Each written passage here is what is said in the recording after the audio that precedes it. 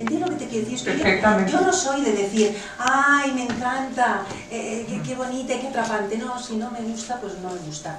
Hubiera sido más educada y te hubiera dicho, está muy bien, todo muy correcto. Y a mí me gustó mucho porque, claro, me ha gustado porque tiene mucho tema. Lo que dice David, es decir, es una novela, esto de novela de verano, bueno, de verano, de invierno y de otoño. Porque creo que la habilidad que tiene, y permíteme decirte, es que dentro de esta narrativa que fluye y que parece como sencilla, qué complejo es la palabra sencillo, cuántas emociones hay, de qué temas tan candentes estás hablando de maltrato psicológico, de mujeres que no se les permite ser ellas mismas, estás hablando de mujeres que se atreven a romper y cómo la sociedad las señala con el dedo, te vas, eres mala madre, eres mala esposa. Son temas que a mí son los temas que me interesan y que de hecho muchas veces en mi columna de Mujer Hoy escribo sobre ellos. Entonces has dado con la tecla al elegir, que no sé, ahora me lo contarás, una mujer que representa todo esto. Y encima que coincide con un año de mujeres. Pues estamos en el año de las mujeres, Paulina. Este 2018 fue muy oportuno. Es un libro muy oportuno porque te lo lees y dices cuánto camino queda todavía por hacer y cómo tenemos que seguir todavía bueno, alzando la voz, ¿no? Y tú haces una denuncia a través de la ficción, que es maravilloso. En lugar de libro de autoayuda, te inventas a Elena. Eres muy lista. Eres muy lista. Y entonces ahora ya te dejo hablar a ti, porque tú eres la protagonista, y vamos a empezar con un tema que lo ha tocado David, que es muy interesante, que es para la edición española. Has hecho una nota de autor, donde cuentas tu relación con España y tu relación también con la ciudad de Madrid. Cuéntanos, por favor, que por tu cuerpo robusto corre sangre española. Exacto. Y bastante. Eso de robusto no me gustó nada, pero revisamos tú y yo en la intimidad del cóctel. Esbelto. Pues hombre. Esbelto y robusto. No puede ser el esbelto y robusto. No tiempo, no. Pero no seas así. Bueno, semi-robusto. Aprende de Elena. Semi-robusto. Aprende no he aprendido nada de los complejos, por Dios. Vamos al grano. Bueno, a mí me gustaría, ya que me das ese pie, que la nota de autor es muy pequeñita, me gustaría leérselas para que también escuchen un poco de mi voz, que no es la voz de la ficción, es de la realidad, y después hacer una pequeña introducción si les parece, y ya podemos además intercambiar, porque la idea que tenemos y de mi curso y de que me vayan sintiendo la atmósfera y se sientan en confianza, que lo tienen que estar, pues también podamos interactuar, que para nosotros es lo más importante, porque nos debemos a los lectores. Bueno, les cuento un poco. Esta nota, por supuesto, no venía en la edición mexicana, porque no tenía ningún caso mencionarlo, pero cuando lo platiqué con Iñaki, mi editor, al cual le pido que por favor salude, y que además también un aplauso enorme, que la nuestra ha sido una relación epistolar, ya lo has dicho tú. Igual. Entonces estábamos todo el tiempo intercambiando emails, como tratándonos... La de Mar y Elena. Como la de Mar y Elena, había algo así. Y entonces, bueno, tuvo la confianza de decirme puntualmente lo que había que cambiar, que ahí tengo que hacer un paréntesis porque los editores mexicanos me habían dicho, querido David, que los editores españoles eran implacables. Entonces que yo me preparase, porque seguramente cuando yo confiadamente entregara la novela me iban a tener 700 comentarios, 400 cambios y iban a querer atentar un poco contra lo que yo había concebido pues de manera natural allá en México. Y me encuentro con que Iñaki de manera muy precisa me hace, a lo mucho, 10 comentarios que tenían que ver con precisiones como un personaje como Ramón, que ya lo conocerá, no comería en este lugar. Vamos a cambiar el nombre de este lugar porque no iría con lo que elegiría Ramón. O aquí no se dice tal palabra, se dice esta otra palabra, casi te acercas. Pero, claro, entonces yo estaba sorprendida y decía, ¿de verdad esto es ya nada más el proceso de edición? Bueno, por lo menos vamos a poner una nota de autora. Y esta es: mi familia se refugió en México exiliada debido a la Guerra Civil Española.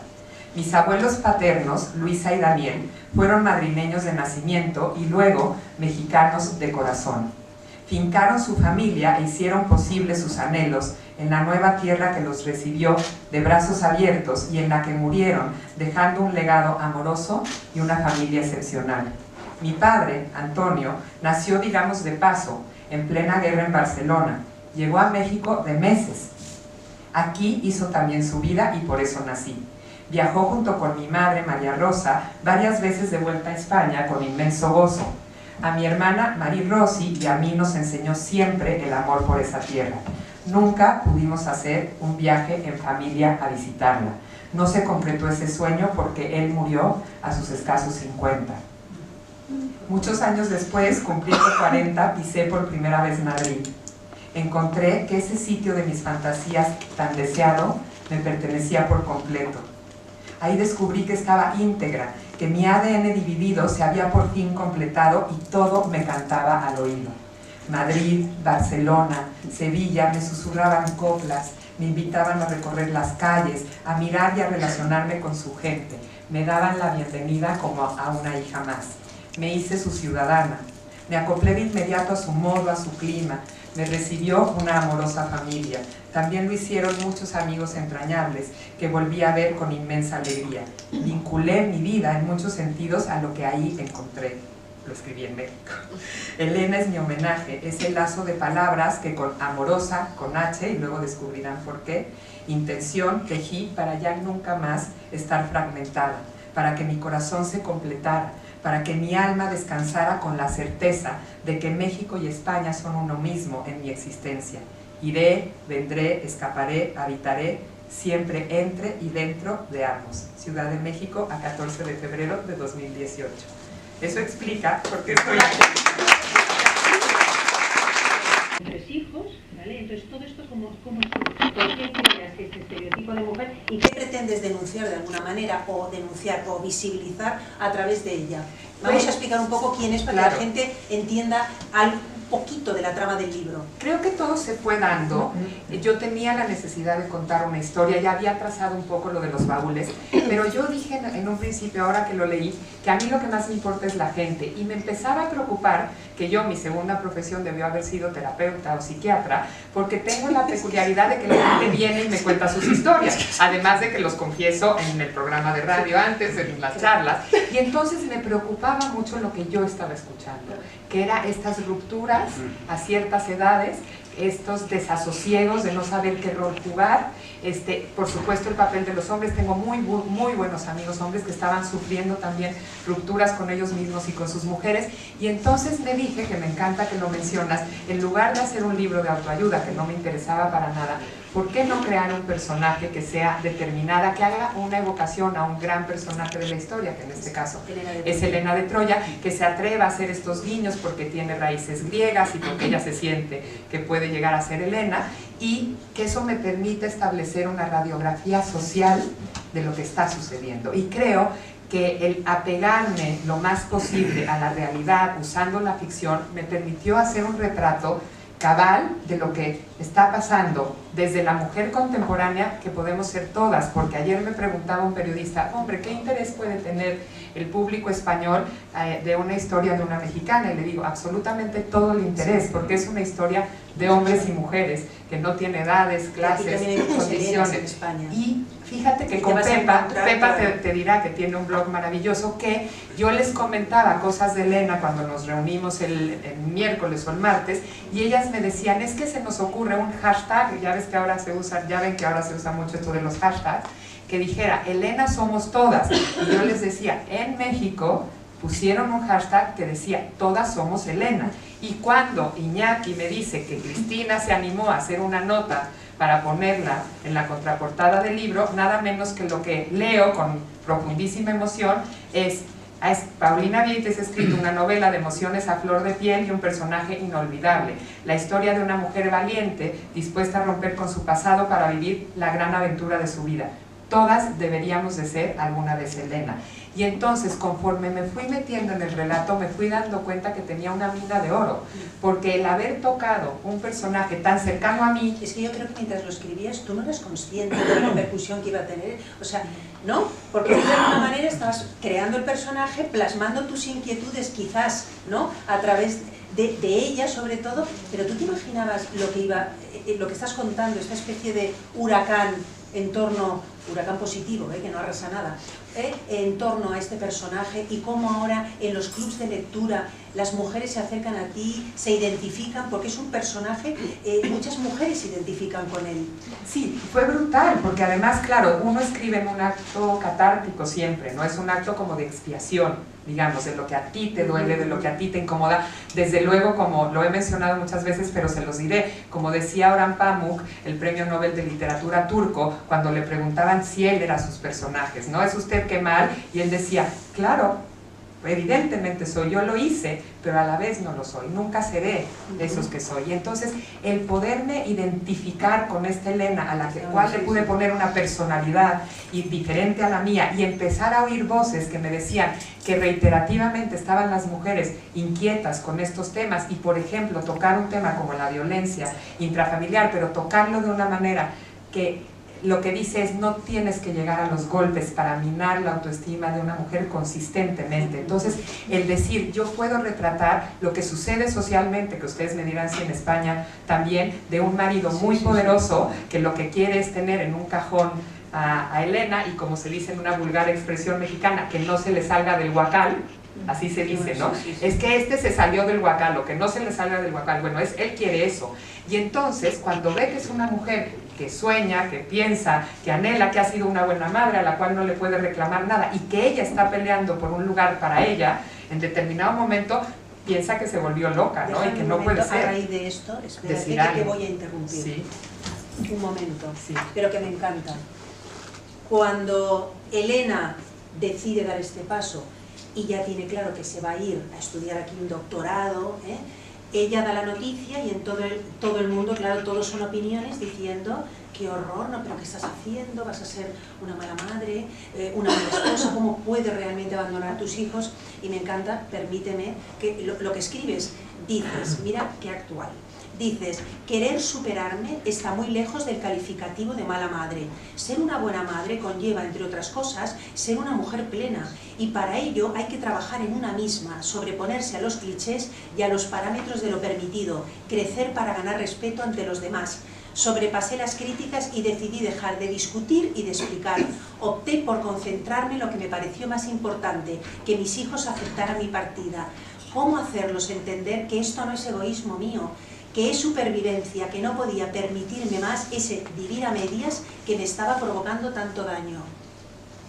Me parece fantástico, ¿no? Perdóname, o sea, ¿no? O sea, ella decide dar este paso y mira con qué se encuentra, ¿no? O sea, está muy bien porque estás describiendo y denunciando una situación muy normalizada, es decir, una mujer que quiere realizarse, que además ya ha renunciado, porque vamos a ver, lo que no hemos contado es que Elena es una mujer culta, una mujer preparada, es decir, es una mujer que, como otras miles y millones de mujeres en el mundo, cuando se casa con este hombre poderoso, rico, pues ella hay una renuncia total, es decir, ella pasa a interpretar entre paréntesis este papel que pesa tanto de perfecta esposa, perfecta madre, perfecta hija, que es una losa pesada, Es pesadísima, y además llega un momento en el que ella dice, ¿y cuando yo?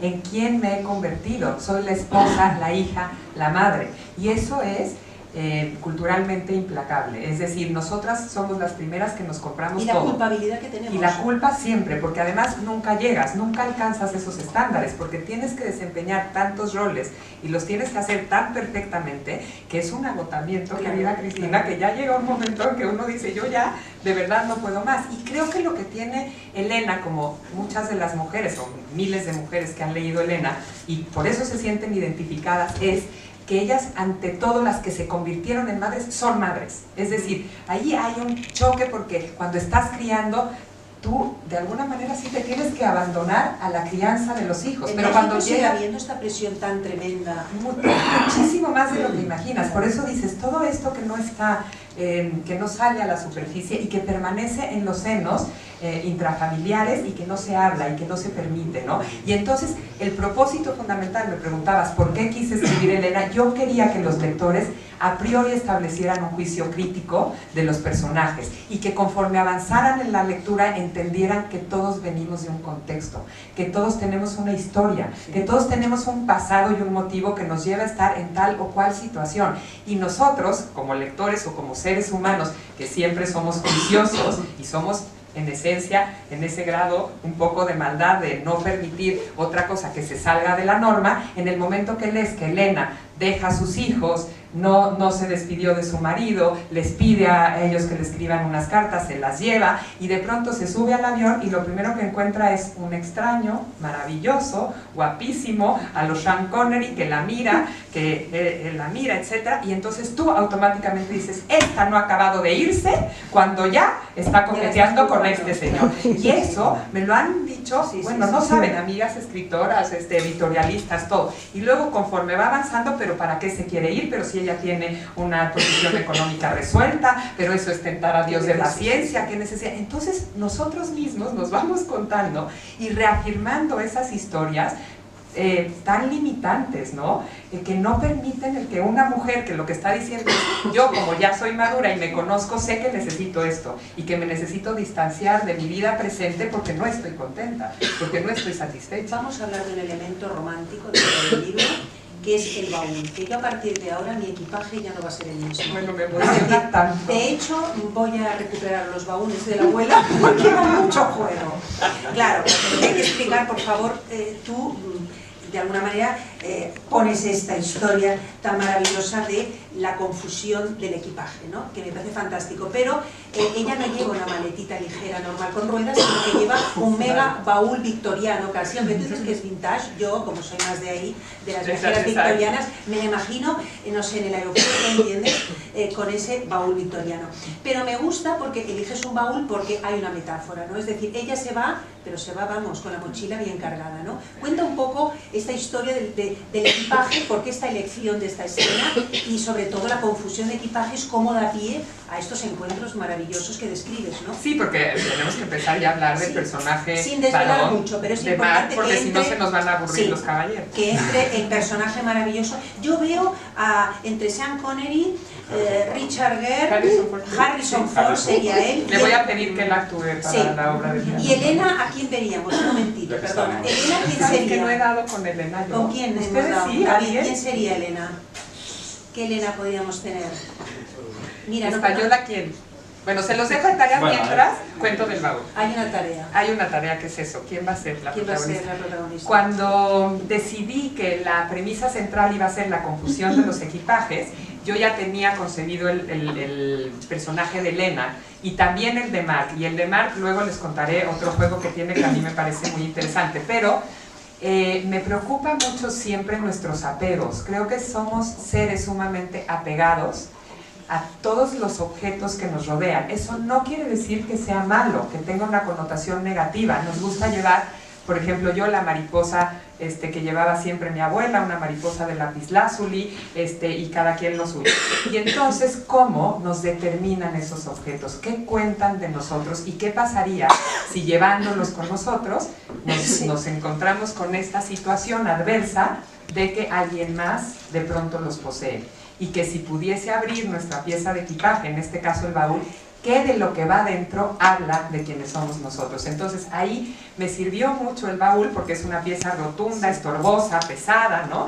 Y eso es metafórico de nuestras dudas, anhelos, preocupaciones, historias personales, de todo lo que nos va pesando en la vida, que son esos lastres que nos acompañan casi a todos lados, porque hasta cuando queremos hacer un viaje de placer, que decimos, bueno, pues vamos con 75 cosas más, porque creemos que no podemos sin esos objetos. Entonces, Elena y Mark se enfrentan a que en el aeropuerto de Nueva York cada uno da por sentado que su pieza es la más original, porque son estos vintage o victorianos o lo que sea, se distraen un poco y de pronto se encuentran con que Elena, Mark mucho más responsable que ella, tiene en su etiqueta de equipaje un correo electrónico. Elena no pone nada. Ella siente que ella va por la vida llamándose Elena y que no necesita nada más. Entonces ahí tienen que establecer un primer contacto, que ese contacto a mí me parece que va conduciendo a creer que esta va a ser la gran historia de amor, ¿no? Y eso también es una trampa, porque creemos que solo a través de la mirada de los otros nosotros podemos ser amados y amarnos a nosotros mismos. Y eso me parece fundamental en la vida establecerlo, porque sí es verdad que somos seres sociales y que nos debemos en gran medida a los otros. Construimos nuestras personalidades a través de la educación de nuestros padres, de su ejemplo, ¿no? De con quién convivimos. Pero en realidad la verdadera historia de amor que se tiene que establecer es con uno mismo siempre. Entonces, ¿cómo a la hora de enfrentarse al desapego reaccionan los personajes? Y eso me interesaba mucho desentrañarlo. Y ya que tenía los rasgos físicos y de personalidad de Mark y de Elena totalmente distanciados, digamos, en sus emociones, ¿cómo poder establecer como narradora lo que cada uno va sintiendo cuando pierde su alma? Los correos electrónicos yo creo que te han servido, son un soporte maravilloso dentro del libro, los correos que se van mandando. Claro, porque así se van ellos conociendo, no se atreven a hablarse, que hubiera sido lo más fácil. Conseguido, o sea, ¿Sabes por qué no se hablan? Porque son un poco mayores que los chicos que ya hubieran agarrado y hubieran dicho, ¿no? Lo pongo en Instagram, pongo que es el baúl y nos los cambiamos inmediatamente. Pero ellos, como son un poco mayores, no saben el poder de las redes sociales, entonces muy románticamente escriben este correo electrónico y ven qué pasa con lo otro, ¿no? Entonces, Mark, porque sí a los caballeros les quiero contar que para mí la mirada masculina en esta novela es fundamental, me han preguntado muchas veces si yo hago literatura femenina, y tanto Mame como Cristina y como yo y todas las que estamos aquí, autoras y demás, tenemos que coincidir que si nosotros aceptamos y consentimos que hacemos literatura femenina, estamos distanciándonos por completo del otro género y de un sexo masculino que también tiene que ver íntimamente con nosotros, porque si no, no estaríamos aquí. Hay una mirada femenina, obviamente, pero... Y ella, entonces claro, tú vas leyendo los diarios de Elena, está construido a través de que vas leyendo sus libretas, las narraciones de su historia pasada, y Mark se va enamorando de esta Elena a la que él evoca como la de Troya, que se imagina que es la que vio, porque efectivamente se vieron en el avión, ella lleva una blusa de seda roja y él empieza a construir sus fantasías porque es un hombre profundamente solo que viene de un duelo, de un retiro autoimpuesto en la Patagonia, él es mitad inglés y mitad mexicano, es un arqueólogo que tiene un hijo y ese hijo muere de muerte de cuna. Y entonces la mujer no puede verlo, ni verlo a él, y entonces lo abandona. Este hombre se queda profundamente solo y solo encuentra adrenalina en robar piezas arqueológicas prehispánicas y venderlas a coleccionistas famosos en el mundo, ¿no? Entonces él en el baúl lleva 2 piezas de colección que tiene que entregar a un coleccionista en Londres que se llama Lord Claridge. Entonces para él sí tiene un significado distinto el baúl, que es esta posibilidad de adrenalina, y para Elena es un universo completamente íntimo. Ella sí lleva lo que está muy toda bien su historia los personajes. a ese final. Y entonces ya estaba tan delineado el personaje y todo, pues como la médula espinal y el asunto central, que se lo presenté al editor, que en ese entonces, porque yo tuve 2 editores, por una situación que no tuvo nada que ver conmigo, que se llama Jorge. Jorge estaba tan convencido de que Elena estaba perfectamente delineada, que él, cuando yo puse, por ahí lo verán, la palabra fin, quería que ese fuera el final. Y tuvimos discusiones que no se imaginan, porque él quería que se acabara ahí. Y entonces yo le dije, si tú no me dejas acabar como yo quiero acabar, no se va a publicar esta novela, porque entonces sí lo que va a parecer es que yo quise nada más hacer esta historia de amor a lo Corín Tellado, digamos, ¿no? Que era muy famosa. Y entonces, no, pierde toda la profundidad, pierde todo el sentido. Y cuando estábamos ahí, querida, ¿qué creen que pasa? Se va Jorge del editorial y entonces llega Michelle Griffin y entonces me dice, mira Paulina, perdona, nos vamos a entretener un poco porque yo tengo que agarrar el hilo de la novela, o sea, lo tengo que leer y después podemos hablar. Y entonces yo ahí vi mi área de oportunidad y le dije, querida Mitch, con Michelle, sí, te voy a pedir por favor que me dejes que no solo la palabra fin, sino lo que yo quiero que sea el verdadero final. Y por favor, léelo, medítalo. Y entonces se tardó un poquitín, lo puso a leer a 2 personas más y me dijo, Paulina, tienes toda la razón. Si nosotros lo dejamos en la palabra fin, pero ¿saben cuál era el argumento de Jorge? Que era un pecado mortal traicionar a los lectores, porque ellos iban a estar enamorados y enganchados con el relato y el personaje de Elena, y cuando se encontrasen con el revés del final me iban a odiar. Y les dije, eso quiero. Yo quiero que avienten el libro, que no me quieran volver a ver y que después se tengan que regresar a revisar las páginas. ¿Y saben por qué? Porque mi experiencia como promotora de lectura y cultural me ha enseñado que somos lectores muy predictivos.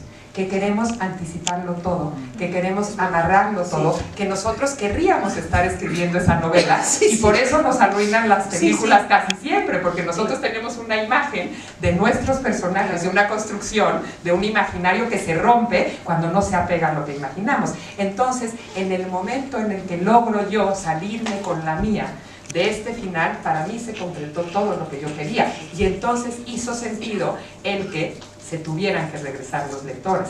Y una anécdota chistosísima, buenísima de eso es que mi mamá, David, es una mujer de 82 años que se llama Rosita, que es una gran abuela de Antonio y de María, maravillosa, es una todoterreno espectacular y es una de las mujeres, como la madre de Elena, que se llama Artemisa, ¿cómo se llama? ¿Ya dice? La madre, bueno, ahí sí quise un poco, la verdad, vengarme de Rosita porque fue implacable con nosotras. Entonces puse 2 o 3 cosas que Rosita hacía y la puse a leer la novela. Y entonces ella estaba muy contenta leyendo y leyendo y leyendo y por supuesto cuando le presento toda la parte final me llama y me dice: te voy a decir una cosa, Paulina Yates, si no vienes y me explicas en este momento lo que hiciste, no te voy a recomendar a nadie. Y yo le digo, pero mamá, si eres mis amigas, o sea, a ninguna de mis amigas, porque no entendí nada. Tienes que venirme a explicar. Y yo, grave, esto está grave, porque si Rosita dejó de entender, ¿qué quiere decir? Que esto es un fracaso,